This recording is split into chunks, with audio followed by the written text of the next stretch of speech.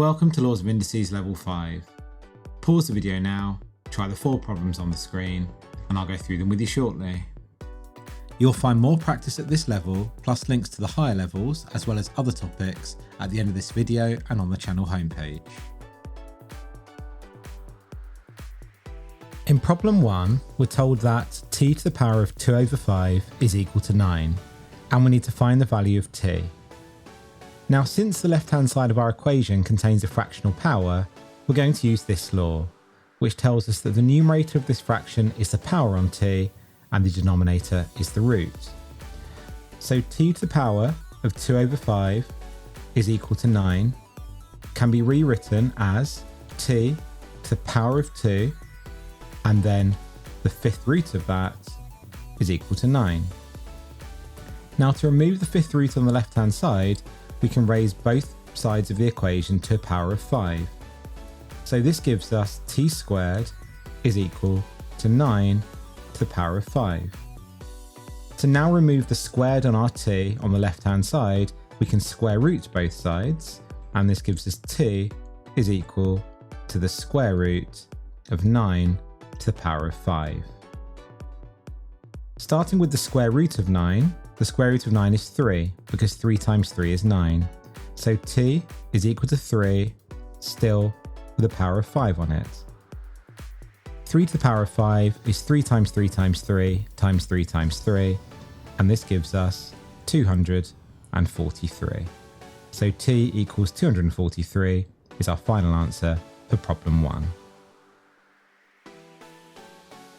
In problem 2, we're told that 16 to the power of n multiplied by 4 to the power of 2 is equal to 64, and we need to find the value of n.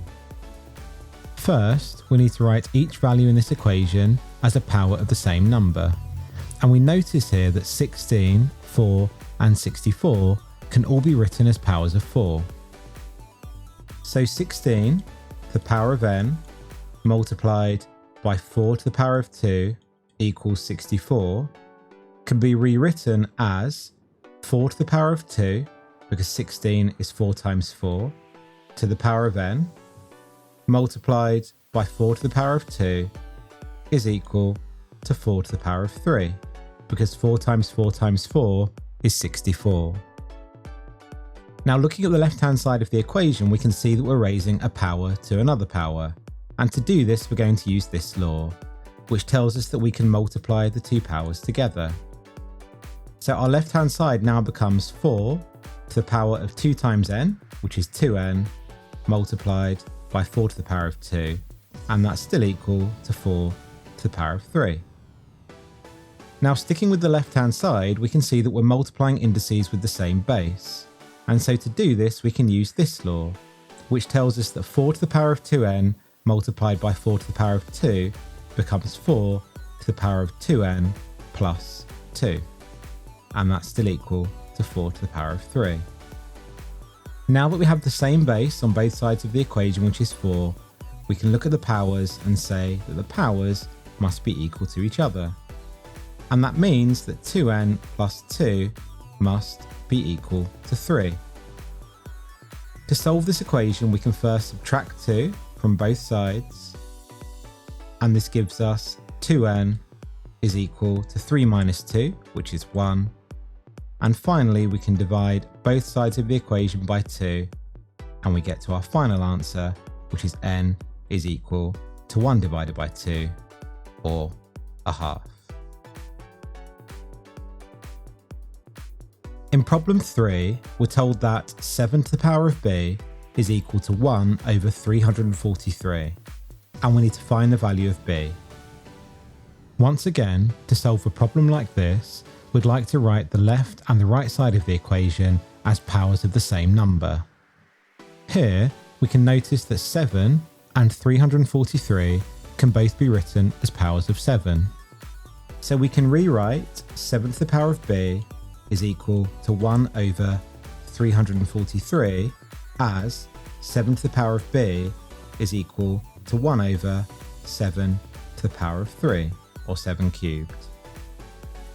Now, looking at the right-hand side, we can use this law to rewrite 1 over 7 to the power of 3 as 7 to the power of minus 3. And the left-hand side of the equation remains as 7 to the power of b. Now that we have the same base on both sides of the equation, we can compare the powers and say that b must be equal to minus 3. And that's our final answer for problem 3. In problem 4, we're told that 36 to the power of 2d divided by 6 to the power of 5 is equal to 216, and we need to find the value of d. Once again, we'd like to use our laws of indices to simplify and solve this problem. But in order to do this, we need to write each value as a power of the same number. And here we can see that 36, 6, and 216 can all be written as powers of 6. So this means that 36 to the power of 2d divided by 6 to the power of 5 is equal to 216 can be rewritten as 6 to the power of 2, because 6 times 6 is 36, raised to the power of 2d, divided by 6 to the power of 5 is equal to 6 to the power of 3, because 6 times 6 times 6 is 216. Now looking at the left-hand side, we have a power raised to another power. So we can use this law, which tells us that we can multiply the two powers together. So 6 to the power of 2 raised to the power of 2d becomes 6 to the power of 2 times 2d, which is 4d. This is divided by 6 to the power of 5 and is equal to 6 to the power of 3. Now on the left hand side, we're now dividing indices which have the same base, so we can use this law, which tells us that 6 to the power of 4d divided by 6 to the power of 5 can be rewritten as 6 to the power of 4d minus 5, and that's equal to 6 to the power of 3. Now since we have the same base on both sides of the equation, which is 6, and since both sides of the equation are equal to each other, we can say that their powers must be equal to each other. And this means that 4d minus 5 is equal to 3. Solving this equation, we can add 5 to both sides, and this gives us 4d is equal to 3 plus 5, which is 8. And then dividing both sides by 4, we get to our final answer, which is that d is equal to 2.